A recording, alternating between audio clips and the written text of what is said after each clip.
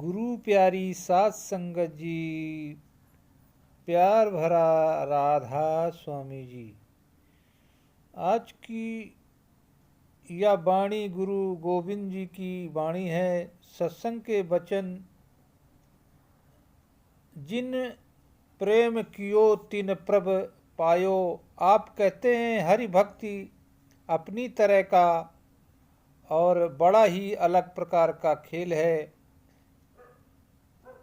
जब हमने अपने सृजन लिए अरबों खरबों जीव सब एक दूसरे से अलग बनाए हैं, उसे अपना बनाया खेल भी किसी से मिलता जुलता क्यों बनाना था। इसलिए खेल सचमुच विचित्र अनूठा है और अनुपम है। संसार में मनुष्य द्वारा खेले जा रहे खेलों पर नज़र डालें, वे कितने महंगे खेल हैं।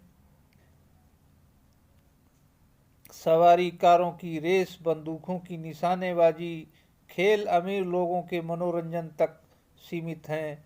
आप चाहे कोई भी इनमें से अधिक खर्चीला मनोरंजन सोच लें, उसके लिए भी रुपए लगते हैं, पर प्रभु रचित खेल का खर्च तो किसी भी करेंसी से नहीं चुकाया जा सकता। अगर किसी कीमत से कीमत रतन हीरे का मूल्य आंकने लगे तो 10 अंकों से आगे नहीं जा सकते, परंतु प्रेम का खेल तो जान की पेशगी अदायगी से शुरू होता है। आप कहते हैं कि वह व्याकुल प्रभु प्रेमी के लिए अपने प्रीतम का जिक्र लेना ही इसका महत्वपूर्ण होता है। किया उनके लिए अपने आप को निशान कर देना और फिर सोचता रहता है कि मुझसे पूरा मोल नहीं चुकाया गया, जरूर कुछ बकाया रह गया।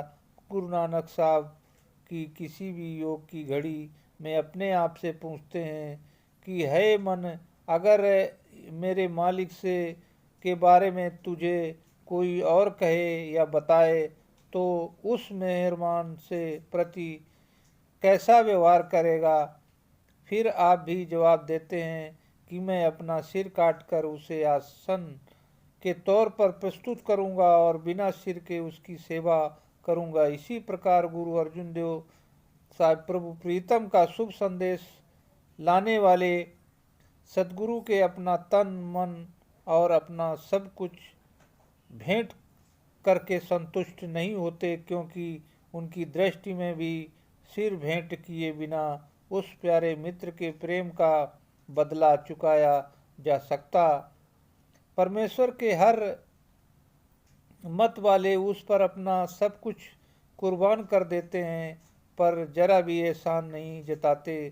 कह देते हैं कि तेरी ही दौलत तुझे लौटाई है, इसमें मेरा तो कुछ भी नहीं है गया। लेकिन फिर भी एक और हम जो तन मन धन कुछ भी प्रभु को देने में समर्थ नहीं, और दूसरी ओर वे जो देते समय अपने लिए कुछ भी क्या बचा कर नहीं रखते। हमसे तो इस तरह के देने की कल्पना भी नहीं होती। इस प्रकार का देना इसलिए संभव हो जाता है कि ऐसे प्रेमियों ने अपने आप को ही वतन में अर्पित कर रखा है।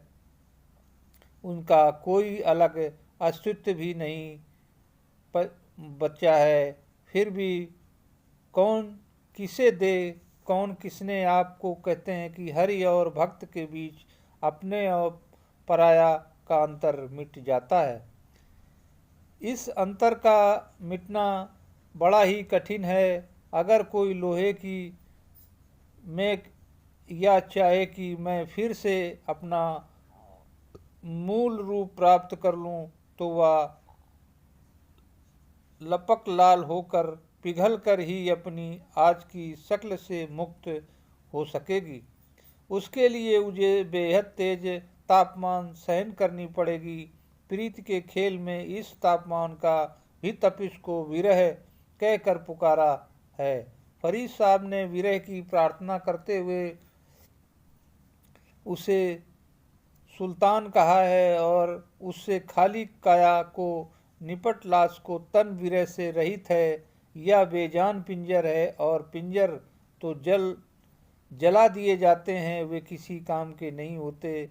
विरह अत्यंत स्वादपूर्ण दर्द है, इसका अनुभव एक जिज्ञासु करता है जिसने प्रभु प्रीतम से मिलाप कर लिया और वो इसके साथ उससे बिछड़ गया, तो प्रीतम का मिलाप कितना रसन, कितना आनंदपूर्ण होगा, इसका अनुमान इस बात से लगा सकते हैं कि उसके दूर ओंक की पीड़ा इतनी तेज होती है कि मानो कोई चीमों से शरीर का मांस तोड़ रहा है हो, या कि योग की पीड़ा भी जीव को परमात्मा के आगे समर्पण करने की शक्ति बचती है। तब कहीं जाकर शिष्य गुरु के चरणों में अपना सर भेंट कर देने की बात कह जाता पाता है। आप कहते हैं आत्मा का परमात्मा के साथ प्रेम का रिश्ता है। प्रेम क्या है? किसी दूसरे में समा जाना, अपनी खुदी को मिटा देना और दूसरे का रूप बन जाना, यही प्रेम है। आखिर में आत्मा को परमात्मा में लीन होकर परमात्मा का ही रूप बन जाना और अपनी अस्थि को मिटा देना। इसलिए हजरत ईसा ने भी कहा था कि परमात्मा प्रेम, और प्रेम की यही विशेषता होती है कि आपका कोई वजूद नहीं रहता, केवल परमात्मा की ही वजूद रहता है। यही प्रेम है। हम सब दुनियादारी शक्लों पदार्थों के मोह में बंधे होते हैं, और दो दिन में परमात्मा से प्रेम के लिए जगह कहाँ है? मन तो एक ही है, और इतने सारे लोगों के साथ एक ही समय में प्रेम कैसे कर सकता? हजरत ईसा ने बाइबल में कहा है, अगर तुम अपने माता पिता के मुझसे ज़्यादा प्यार करते हो, तुम मेरे काबिल नहीं हो सकते।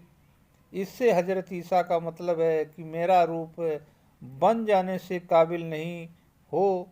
जब तक तुम मेरा रूप नहीं बनते, तुम परमात्मा का रूप नहीं बन सकते। हम परमात्मा से प्रेम नहीं कर सकते क्योंकि हमने उसे देखा नहीं है। जिसे अपने देखा नहीं ही नहीं, जब हम यह भी नहीं जानते कि वह दिखने में कैसा है, जब हम यह भी नहीं जानते कि वह रहता कहाँ है, उसकी शक्ल का रूप कैसा है, या कोई रूप भी नहीं है, हम उससे प्रेम कैसे कर सकते हैं? हम दुनियावी सखियों और दुनियावी पदार्थों से प्यार करते हैं। हमारी अपनी माँ, भाई, बहनों के साथ खून का रिश्ता, हमारी पत्नी और हमारे मित्र हमारा साथ निभाते हैं। हम अपनी जायदाद से प्रेम करते हैं जो कि हमने अपने खून पसीने की कमाई से खरीदी है। हम अपने मजहब से प्रेम करते हैं क्योंकि हम उन्हीं परंपराओं के से पैदा हुए हैं। लेकिन हम उस परमात्मा से प्रेम कैसे कर सकते हैं जिसे हमने कभी भी ही देखा नहीं, जिसे हमने कभी जाना ही नहीं, जबकि हम यह भी नहीं जानते कि वो दिखने में कैसा है। आप कहते हैं दुनियावी प्रेम हमें अपने स्तर पर वापस खींच लाएगा। केवल परमात्मा के ही प्रेम ही है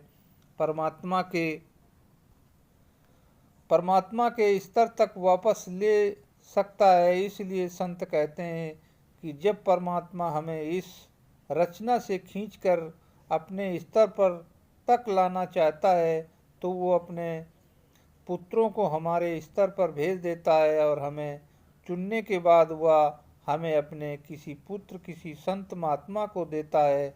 इस तरह के हम किसी संत या सतगुरु की शांति में आ जाते हैं, जिन्हें हम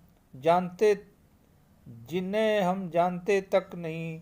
हम देखते हैं कि जिन पर हमारा विश्वास पैदा हो जाता है, और फिर उन्हीं के हम प्रेम और भक्ति करना सीख जाते हैं, क्योंकि वे परमात्मा के बारे में बात करते हैं। इसलिए हमारी आत्मा परमात्मा के साथ वापस जाने की कुदरती कशिश पैदा हो जाती है। हजरत ईसा ने कहा था कि और परमात्मा है या ऐसा क्यों कहते हैं? वह कहते हैं कि अगर तुम मुझसे प्यार करते हो तो तुम परमात्मा से ही प्यार करोगे। अगर तुम लहर से प्यार करते हो तो तुम समुद्र से भी प्यार करते हो, क्योंकि लहर का उस समुद्र से अलग नहीं की जा सकती। लहर को आप देख सकते हैं लेकिन आप समुद्र को नहीं देख सकते। इसलिए वह कहते हैं, अगर तुम मुझसे प्यार करते हो, अगर तुम मुझे देखा है तो तुमने परमपिता को देख लिया। यानी जब हमें गुरु से प्यार होता है, जब हम अपने भीतर गुरु को देख लेते हैं तो हमें परमपिता भी दिखाई दे जाता है। आप कहते हैं इस तरह परमात्मा अपने संतों के जरिए अपने अंदर अपना प्यार पैदा करता है। संत हमें अपने अंदर में शब्द और नाम के साथ जोड़ देते हैं। इससे द्वारा हमें इस सारी रचना से निर्लोप कर देते हैं और हमें परमात्मा के साथ जोड़ देते हैं। हालांकि उन्हें हमारे प्यार की ज़रूरत बिल्कुल नहीं है, तो सिर्फ हमारे अंदर इतना विश्वास और प्रेम पैदा कर देते हैं जिससे हम अपने अंदर में शब्द और नाम के साथ जुड़ जाएं। हम उनके उपदेश पर चलते हैं, हम उनके नक्शे कदम पर चलते हैं, उनकी शिक्षा पर चलते हैं, ताकि हम अपने आप की इंद्रियों के भोगों से हटाकर अंतर में उस दिव्य धुन का शब्द को नाम के साथ, जो आप कहते हैं अंतर में शब्द और नाम का वह प्रेम इतना ऊंचा और निर्मल है कि हम अपने आप को दुनियावी प्रेम, बुनियादी शक्लों और दुनियावी पदार्थों के भूल जाते हैं। वह मन का कुदरती स्वभाव है। अगर आपको कोई बेहतर चीज़ मिल जाती है तो आप अपने आप ही उन दूसरी चीज़ों से दूर भागते हैं जिनमें आपका मोह होता है। उस बेहतर चीज़ का लगाव अपने आप हमें बुनियादी शक्लों और दुनिया पदार्थों के ऊपर कर देता है। इसलिए संत हमें शब्द और नाम की सहायता से पूरी रचना से उपरा कर देते हैं और हमें स्थायी रूप से अंतर में शब्द के साथ दिव्य परमात्मा के साथ जोड़ देते हैं। यही उसका स्वर विधान है, सर्वव्यापी विधान है, जिसके जरिए वह हमें इस रचना से अपने स्तर तक खींच लेता है, जिसको उसी से रचा, जिसको उसी ने बनाया है, केवल वही हमें अपने स्तर तक वापस खींच सकता है। आगे आप कहते हैं, अगर आपको भूख नहीं है तो चाहे आपके सामने कितना ही लतीफ़ खाना क्यों न हो, आप कभी नहीं खाएंगे। अगर हमें भूख लगी है तो थाली में खाना ही नहीं तो हमारे पास खाने के लिए कुछ भी नहीं, लेकिन अगर हम थाली में खाना है और हमें भूख भी लगी है तो हमारे हाथ अपने आप अपने मुख की तरफ जाएंगे और हम खाना शुरू कर देंगे। खाना हमारी थाली में होना और उस भूख से प्यास का लगना हमारे हाथ में ही नहीं, वही हमें यह खाना देता है, वही हमें यह भूख और प्यास देता है। और हम परमात्मा की दया मेहर से अपनी भूख और प्यास को संतुष्ट करने के लिए उस भोजन को खाना शुरू कर देते हैं। सब कुछ उसके हाथ में है, वह हमारे जरिए खुद अपनी भक्ति करता है और हमें अपने स्तर तक खींच लेता है।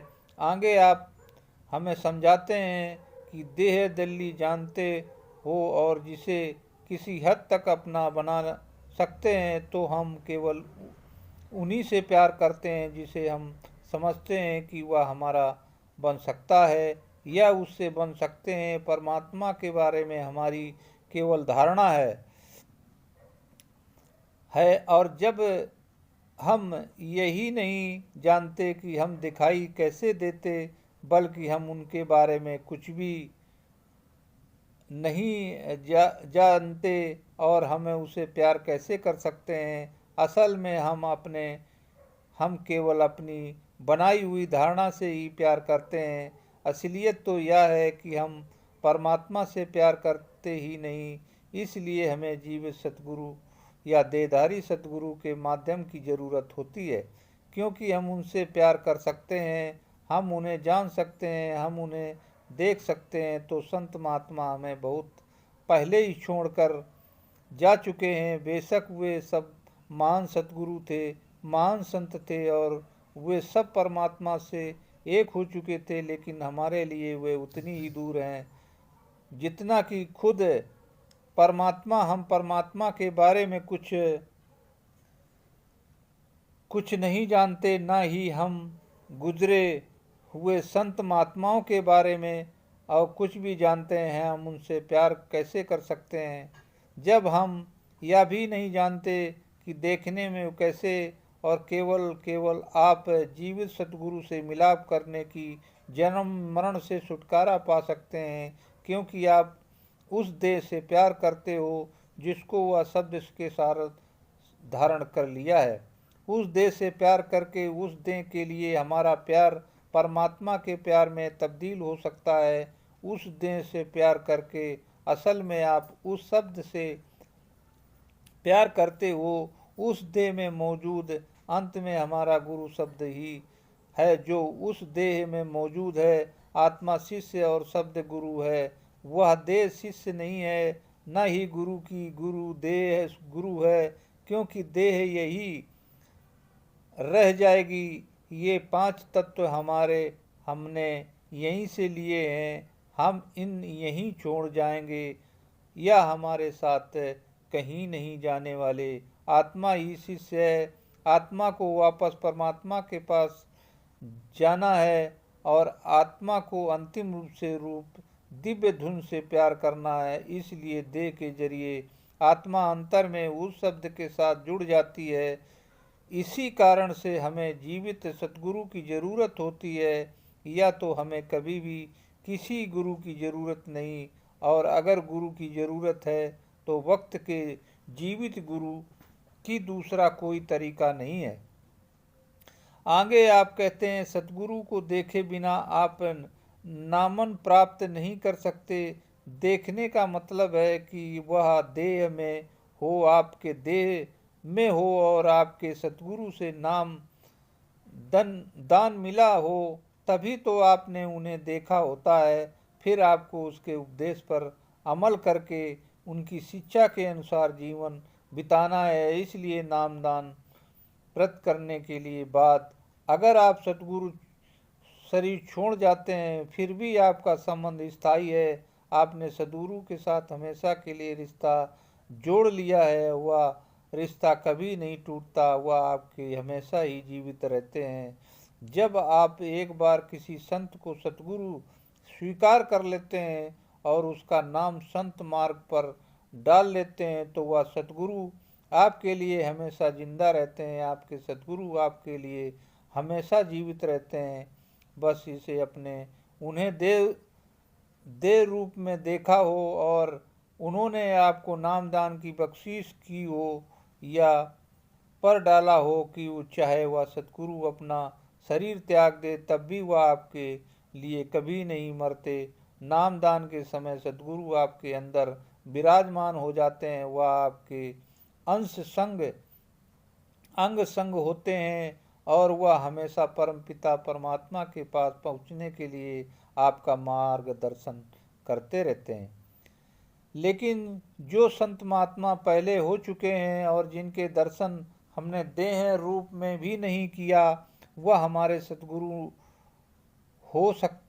नहीं हो सकते। केवल तो जो संत देह स्वरूप में मौजूद हैं वह हमें नामदान बख्श सकते हैं और वह मार्ग पर ला सकते हैं, वह हमारा मार्गदर्शन कर सकते हैं। आगे आप कहते हैं असल में सतगुरु का मतलब अपने वक्त का जीवित सतगुरु है। गुरु की ज़रूरत क्यों होती है? क्योंकि हम परमात्मा के स्तर पर नहीं पहुंच सकते। कोई ऐसा व्यक्ति जो हमारे स्तर पर हो वही हमें परमात्मा के पास वापस जाने का रास्ता दिखा सकता है, हमारे अंदर मालिक का प्रेम भक्ति पैदा कर सकता है, हमें रास्ते पर डाल सकता है और परमात्मा के वापस जाने के लिए हमारा मार्गदर्शन कर सकता है। गुरु के पास जाने की ज़रूरत इसलिए होती है कि ना तो हमें अपने आप मालिक तक पहुंच सकते हैं और ना मालिक अपने असली स्वरूप में, चाहे वह स्वरूप कैसा भी हो, हम जब तक पहुंचा जा सकता है, इसलिए हमें किसी माध्यम के सतगुरु की ज़रूरत पड़ती है।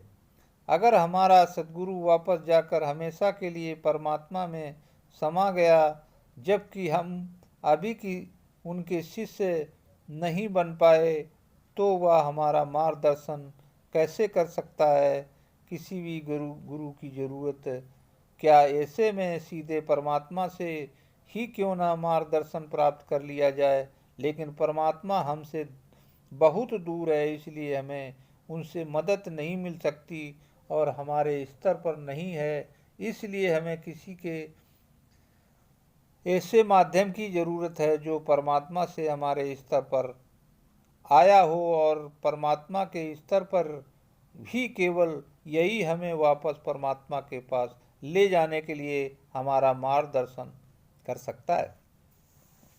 इसलिए हमें जीव सतगुरु की ज़रूरत है। अगर हम सीधे परमात्मा तक पहुंच सकते हैं तो हमारे सतगुरु की ज़रूरत न होती। केवल हम ऐसा नहीं कर सकते, इसलिए जिसे हम अपना सतगुरु मानते हैं, अगर वह हमारे स्तर पर नहीं, तो वह हमारा मार्गदर्शन कैसे कर सकता है। वह हमें वापस ले जाकर परमात्मा के साथ कैसे मिला सकता है। आप कहते हैं कि एक संत महात्मा ने सतगुरु की ज़रूरत पर जोर दिया है, लेकिन अवसर जब कोई महात्मा संसार से वापस चला जाता है तो हम उसी में भरोसा करने लगते हैं जिससे वह लंबा अरसा पहले इस दुनिया को छोड़ दिया हो। केवल देह धारी गुरु को शब्द से जुड़ा है हो, वही हमें मालिक से जोड़ सकता है।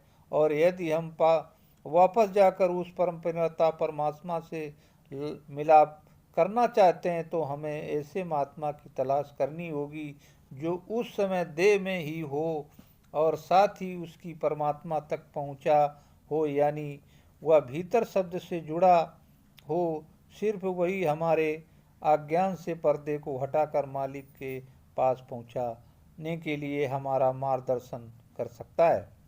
आगे आप कहते हैं हमेशा गुरु की ज़रूरत है। हम इस हद तक मन और इंद्रियों के गुलाम बन चुके हैं, जब तक वापस परमात्मा के पास जाने के लिए हमें कोई जड़ से हिला न दे, वहाँ हम नहीं पहुँच सकते।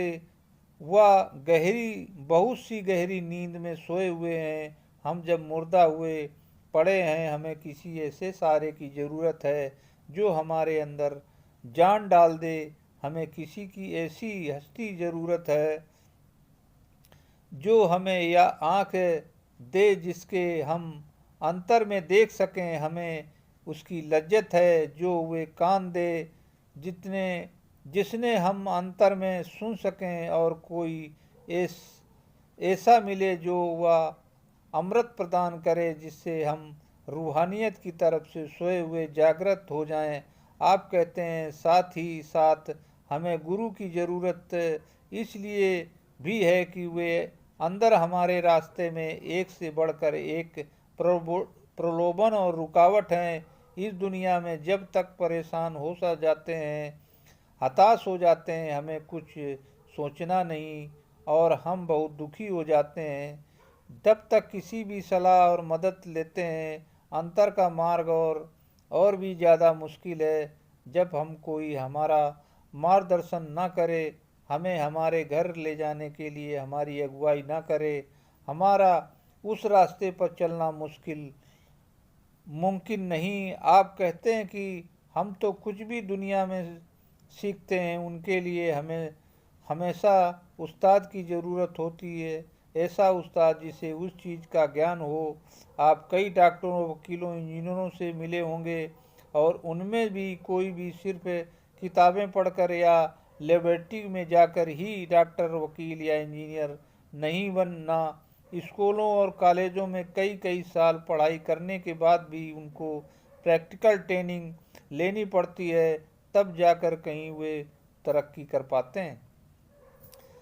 किसी भी दुनियावी फ़ायदे के लिए हमें गुरु की संगति करनी पड़ती है। उनसे शिक्षा लेनी पड़ती है। रूहानियत की विद्या तो सबसे मुश्किल है, इसके लिए हमें सतगुरु की रूहानियत के रूप में ज़रूरत होती है। वह हमें बताता है कि परमात्मा की खोज क्यों करनी है, परमात्मा कहाँ है, किस तरह से उसे ढूंढ सकते हैं। हम हमारे परमात्मा के बीच चीज़ की रुकावट है, और उन रुकावट को उन परतों पर अपने परमात्मा के बीच दूर कैसे किया जा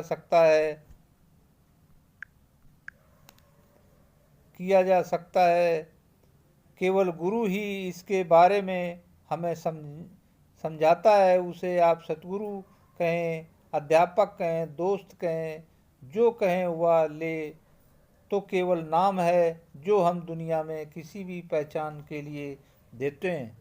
हमें गुरु शब्द से कोई गलत फहमी नहीं होनी चाहिए। हम उसे शिक्षक कह सकते हैं या फिर किसी और नाम के भी पुकार सकते हैं, लेकिन हमें इस रास्ते पर डालने वाला, इस रास्ते के बारे में सब कुछ बताने वाला कोई ना कोई ज़रूर चाहिए। रास्ते में कई रुकावट हमें भटकने के लिए कई प्रकार के प्रलोभन हैं।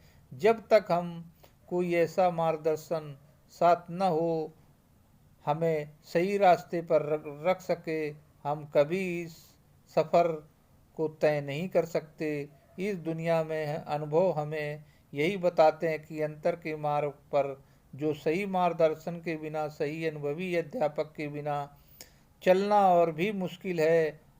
अंदर कदम कदम पर अनेक प्रलोभन हैं। जब हम ख्याल को समेटकर अंतर में आँखों के पीछे पहुँचते हैं तो मार्ग में बहुत रुकावट आती हैं। मार्गदर्शन के बिना हम भटक जाएंगे। जब हमें कोई भी दुनियावी विद्या सीखने के लिए गुरु या अध्यापक की ज़रूरत पड़ती है, तो यह कैसे मुमकिन हो सकता है कि हमें अंतर में जाने के लिए, हमें असली घर जाने के लिए गुरु की ज़रूरत ना पड़े। अगर गुरु की ज़रूरत ना होती तो दुनिया में किसी संत के आने की ज़रूरत भी नहीं होनी चाहिए थी। आप कहते हैं कि हम पर संगत का कितना गहरा असर पड़ता है। अगर हम नेक इंसानों की संगति करते हैं तो उनका असर हम पर पड़ता है, क्योंकि हम भी उन जैसे बन सकते हैं। अगर हम बुरे लोगों की संगत करते हैं तो उनके बुरे विचारों का असर पड़ता है, और अब भी हम भी उनके साथ गलत रास्ते पर चल पड़ते हैं। इसलिए हमें ऐसे गुरु की ज़रूरत है जो आसपास की भक्ति का माहौल पैदा कर सके, ताकि हम उस मार्ग पर चलकर अंतर में जा सकें। हम दुनिया में गुरु के बिना कोई भी चीज़ हासिल नहीं कर सकते।